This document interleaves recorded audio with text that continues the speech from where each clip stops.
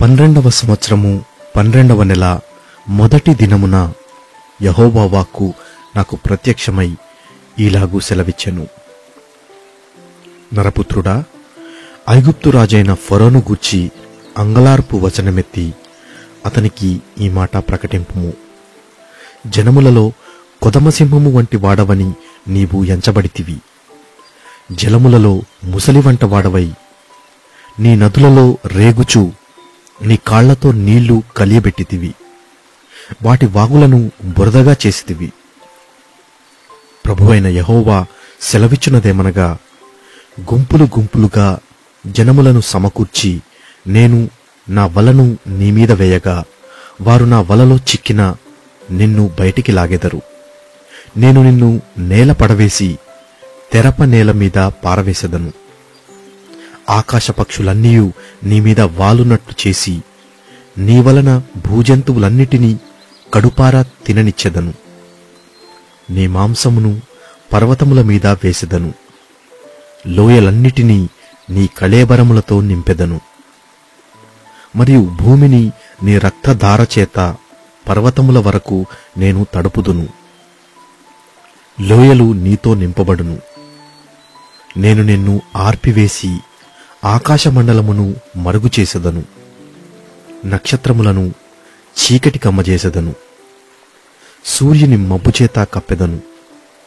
చంద్రుడు వెన్నెలా కాయకపోవును. నిన్ను బట్టి ఆకాశమందు ప్రకాశించు జ్యోతులకన్నిటికిని అంధకారము కమ్మజేసెదను. నీ దేశము మీద గాఢాంధకారము వ్యాపింపజేసెదను. ఇదే ప్రభువగు యెహోవా వాక్కు. నీవు ఎరుగని దేశములలోనికి నేను నిన్ను వెళ్లగొట్టి జనములలో నీకు సమూల ధ్వంసము కలుగజేసి బహుజనములకు కోపము పుట్టింతును. నా ఖడ్గమును నేను వారి మీద గుళిపించెదను. నిన్ను బట్టి చాలామంది జనులు కలువరించుదురు. వారి రాజులను నిన్ను బట్టి భీతులగుదురు. నేను కూలు దినమున వారందరూ ఎడతెగక ప్రాణభయము చేత వణుకుదురు. ప్రభువైన యెహోవా సెలవిచ్చునదేమనగా, బబులోను రాజు ఖడ్గము నీ మీదికి వచ్చును. శరీరుల ఖడ్గము చేత నేను నీ సైన్యమును కూల్చెదను. వారందరూ జనములలో భయంకరులు. ఐగుప్తీయుల గర్వము నణచివేయగా దాని సైన్యమంతయు లయమగును. మరియు గొప్ప ప్రవాహములు గల దరినున్న పశువులన్నిటినీ నేను లయపరచెదను. నరుని కాలైనను పశువు కాలైనను వాటిని కదిలింపకయుండును. అప్పుడు నేను వాటి నీళ్లు తొణకకుండా చేసి తైలము పారునట్లు వారి నదులను పారజేసెదను. ఇదే ప్రభువగు యెహోవా వాక్కు. నేను ఐగుప్తు దేశమును పాడుచేసి అందులోని సమస్తమును నాశనము చేసి దాని నివాసులందరినీ నిర్మూలము చేయగా నేను యెహోవానై యున్నానని వారు తెలుసుకొందురు. ఇది అంగలార్పు వచనము. వారు దానిని ఎత్తి పాడుదురు. అన్యజనుల కుమార్తెలు దానిని ఎత్తి పాడుదురు. ఐగుప్తును గూర్చియు అందులోని సమూహమును గూర్చియు ఆ వచనమెత్తి వారు పాడుదురు. ఇదే ప్రభువగు యెహోవా వాక్కు. 12వ సంవత్సరము నెల 15వ దినమున యెహోవా వాక్కు నాకు ప్రత్యక్షమై ఈలాగూ సెలవిచ్చెను. నరపుత్రుడా, అల్లరి చేయు ఐగుప్తీయుల సమూహమును గూర్చి అంగలార్చుము. ప్రసిద్ధి నొందిన జనముల కుమార్తెలు భూమి క్రిందికి దిగిపోయినట్లు భూమి క్రిందికిని పాతాళమునకు పోయిన వారి యొద్దకును వారిని పడవేయుము. సౌందర్యమందు నీవు ఎవరిని మించిన వాడవు. దిగి సున్నతి నొందని వారి యొద్ద పడియుండుము. ఖడ్గము చేత హతమైన వారి మధ్య వారు కూలుదురు. అది కత్తిపాలగును.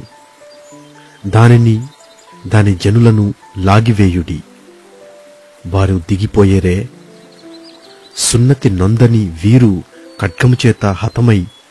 అక్కడ పడియుండిరే అని అందురు. పాతాళములోనున్న పరాక్రమశారులలో బలాఢ్యులు దాని గూర్చియు దాని సహాయములను గూర్చియు అందురు. అష్షూరును దాని సమూహమంతయు అచ్చటానున్నవి, దాని చుట్టూను వారి సమాధులున్నవి. వారందరూ కత్తిపాలై చచ్చియున్నారు. దాని సమాధులు పాతాళాగాధములో నియమింపబడినవి.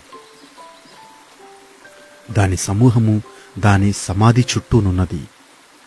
వారందరూ సజీవుల లోకములో భయంకరులైన వారు.